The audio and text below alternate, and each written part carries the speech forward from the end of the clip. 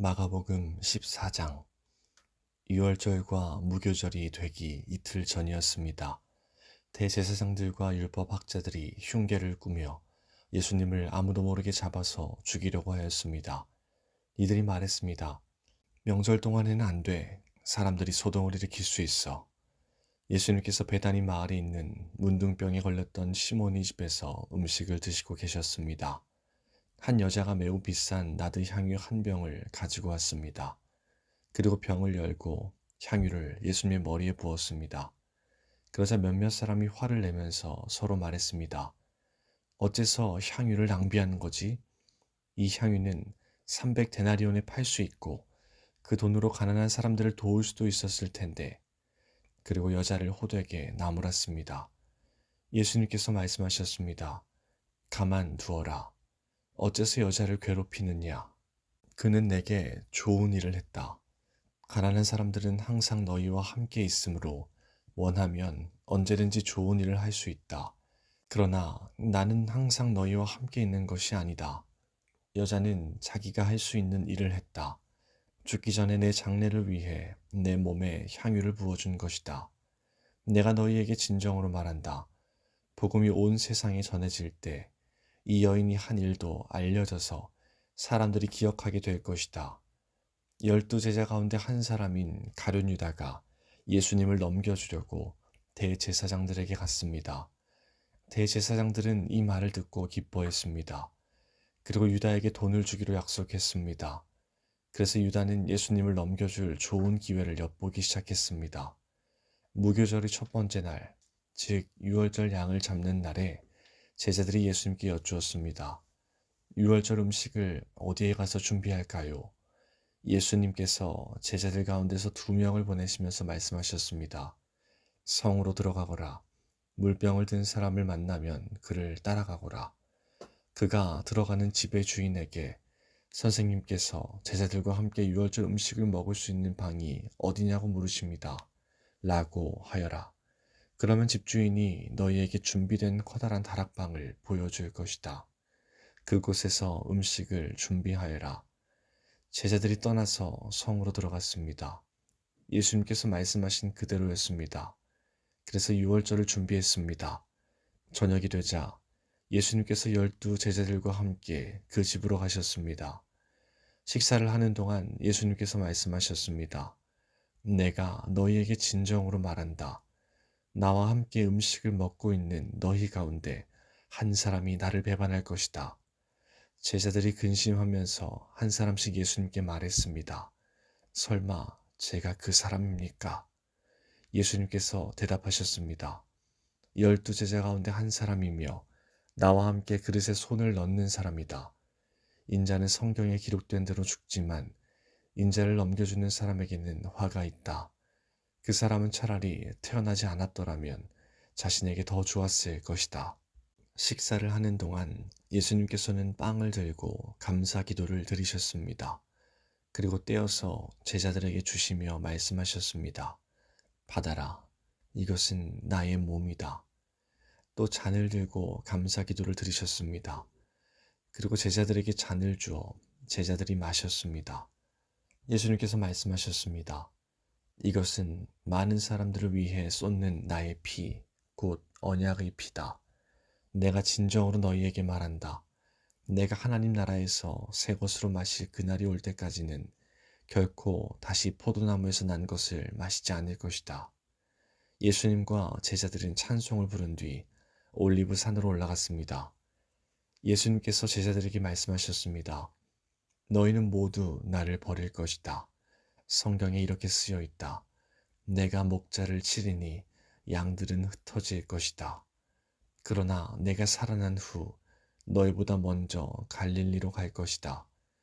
베드로가 말했습니다. 모두가 버릴지라도 저는 그렇지 않을 것입니다. 예수님께서 대답하셨습니다.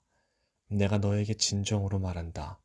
오늘 밤 닭이 2번 울기 전에 내가 나를 모른다고 3번 말할 것이다. 베드로는 강조하여 말했습니다. 주님과 함께 죽을지언정 결코 모른다고 하지 않을 것입니다. 다른 모든 제자들도 같은 말을 했습니다. 예수님과 제자들이 겟세마네라고 하는 곳으로 갔습니다. 예수님께서 제자들에게 말씀하셨습니다. 내가 기도하는 동안에 여기 앉아 있어라. 예수님께서는 베드로와 야고보 그리고 요한을 데리고 가셨습니다. 예수님께서는 매우 근심하며 괴로워하셨습니다. 예수님께서 말씀하셨습니다. 내 영혼이 심히 괴로워 죽을 지경이다. 여기서 머무르면서 깨어 있어라. 예수님께서 조금 더 가셔서 땅에 엎드리셨습니다. 그리고 할 수만 있다면 그때가 지나가 버리기를 기도하셨습니다. 예수님께서 기도하셨습니다. 아바, 아버지, 아버지께서는 모든 것을 하실 수 있으시니 이 잔을 없애 주십시오. 그러나 제 뜻대로 하지 마시고 아버지 뜻대로 하십시오. 예수님께서 제자들에게 오셔서 자고 있는 것을 보시고 베드로에게 말씀하셨습니다. 시몬아, 자고 있느냐? 나와 함께 1시간도 깨어 있을 수 없더냐? 시험에 들지 않도록 깨어서 기도하여라. 영은 원하지만 몸이 연약하구나. 다시 예수님께서 제자들을 떠나서 같은 말씀으로 기도하셨습니다. 그리고 다시 제자들에게 오셔서 자고 있는 모습을 보셨습니다. 그것은 제자들이 너무 졸렸기 때문입니다. 제자들은 예수님께 무슨 말을 해야 할지 몰랐습니다. 세 번째 예수님께서 오셔서 말씀하셨습니다. 아직도 자고 있느냐? 아직도 쉬고 있느냐? 그만하면 됐다. 이제 시간이 되었다. 보아라. 인자가 죄인들의 손에 넘겨진다. 일어나자, 가자. 보아라. 나를 넘겨줄 사람이 가까이에 와 있다. 예수님께서 아직 말씀하고 계실 때 12제자 가운데 한 사람인 유다가 다가왔습니다. 대제사장들과 율법학자들과 장로들이 보낸 많은 무리들이 칼과 몽둥이를 들고 유다와 함께 왔습니다. 예수님을 넘겨주는 자가 사람들과 신호를 정했습니다. 내가 입맞추는 사람이 바로 그 사람이니 체포하여 데리고 가시오. 유다가 예수님께 와서 선생님이라고 말하면서 입을 맞추었습니다. 그러자 그들이 예수님에게 손을 대어 체포했습니다. 그러나 곁에 있던 사람 가운데 한 명이 칼을 뽑아 대제사장의 종을 내리쳐 귀를 잘랐습니다. 예수님께서 말씀하셨습니다. 마치 강도를 잡는 것처럼 나를 잡으려고 칼과 몽둥이를 가지고 왔느냐. 내가 매일 성전에서 너희들과 함께 있으면서 가르칠 때에는 너희가 나를 잡지 않았다. 그러나 일어난 이 모든 것은 성경을 이루려고 일어난 것이다. 예수님의 제자들이 모두 예수님을 떠나 도망갔습니다. 어떤 젊은 사람이 맨몸에 혼니부를 걸친 채 예수님을 따라가고 있었습니다. 사람들이 그를 잡았습니다. 그러나 혼니부를 벗어던진 채 벌거벗고 도망쳤습니다. 사람들은 예수님을 대제사장에게로 데리고 갔습니다. 그러자 대제사장들과 장로들 그리고 율법학자들이 모두 모여들었습니다. 베드로가 멀찍이 예수님을 따라와서 대제사장의 공관마당으로 들어갔습니다. 거기서 불을 쬐면서 경비원들과 함께 앉아 있었습니다. 대제사장들과 모든 유대 의회원들이 예수님을 죽이려고 고소할 증거를 찾으려 했습니다. 그러나 아무런 증거도 찾을 수 없었습니다. 많은 사람들이 예수님에 대해 거짓 증거를 대었습니다. 그러나 그들의 말은 서로 맞지가 않았습니다. 어떤 사람들이 일어나서 예수님에 대해 거짓 증언을 하였습니다. 우리는 이 사람이 내가 손으로 지은 성전을 헐고 3일 만에 손으로 짓지 않는 다른 성전을 세우겠다고 하는 것을 들었습니다. 그러나 그들의 증언은 서로 맞지 않았습니다. 대제사장이 일어나 그들 앞에 서서 예수님을 신문했습니다. 아무 대답도 하지 않을 것이요. 이 사람들이 당신에게 불리한 증언을 대고 있지 않소. 그러나 예수님께서는 묵묵히 아무런 말씀도 하지 않으셨습니다. 다시 대제사장이 예수님께 질문을 던졌습니다. 당신이 찬양받으실 분의 아들 그리스도요? 예수님께서 대답하셨습니다. 그렇다. 인자가 전능하신 분의 오른쪽에 앉아 있는 것과 하늘에서 구름을 타고 오는 것을 볼 것이다.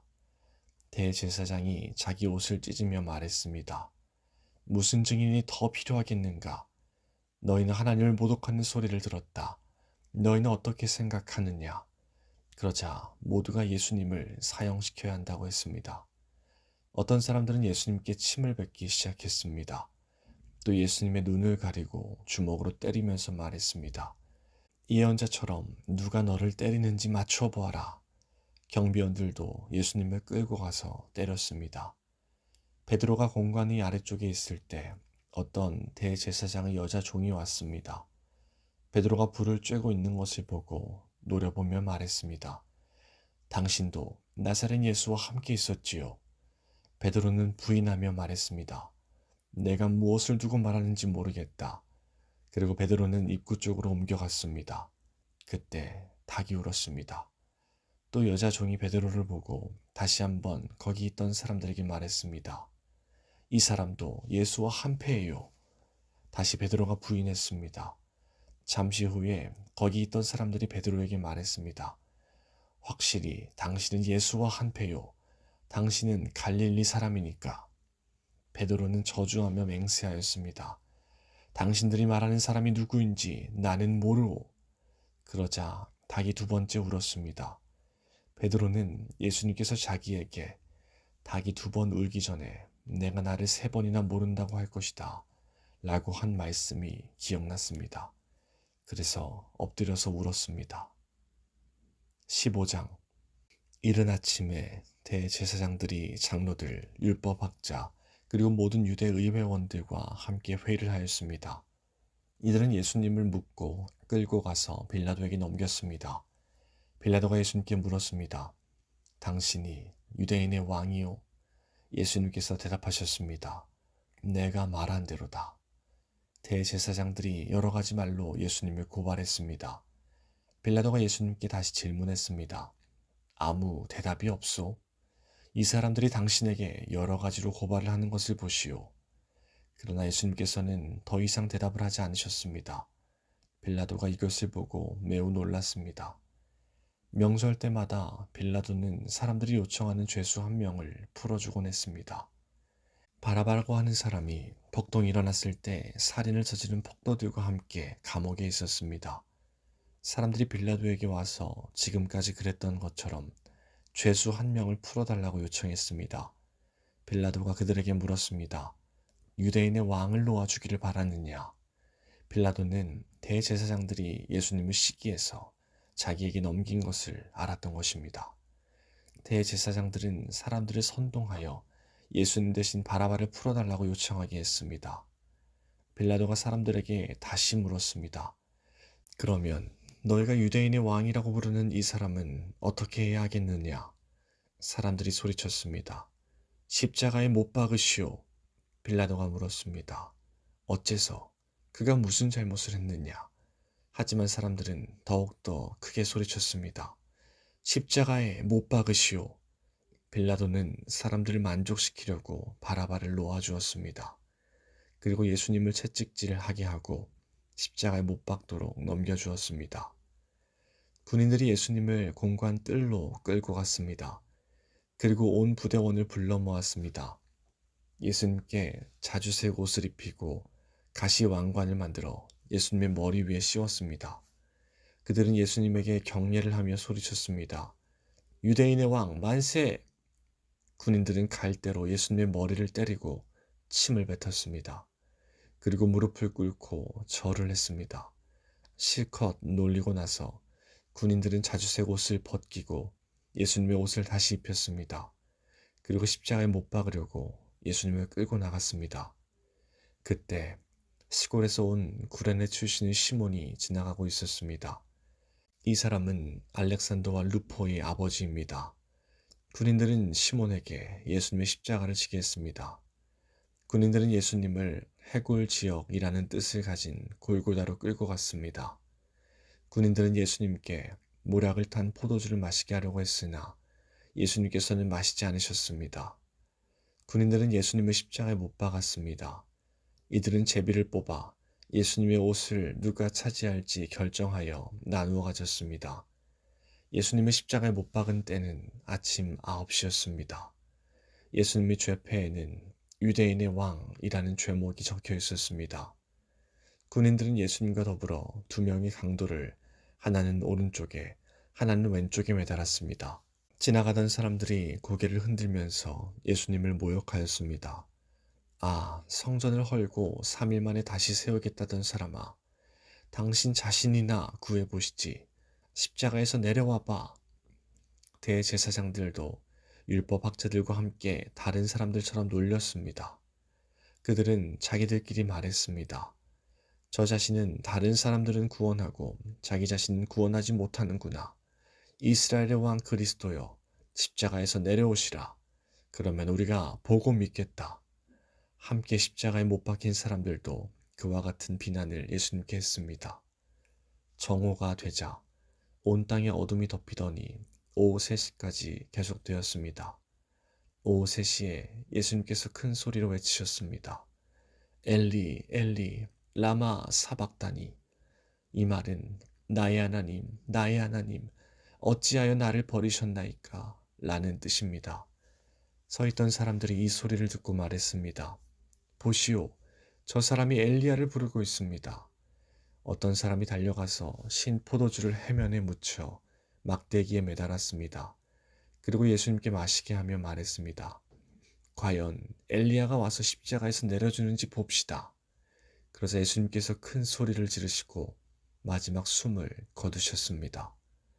그때 성전에 있던 휘장이 꼭대기에서 바닥까지 두 쪽으로 갈라졌습니다.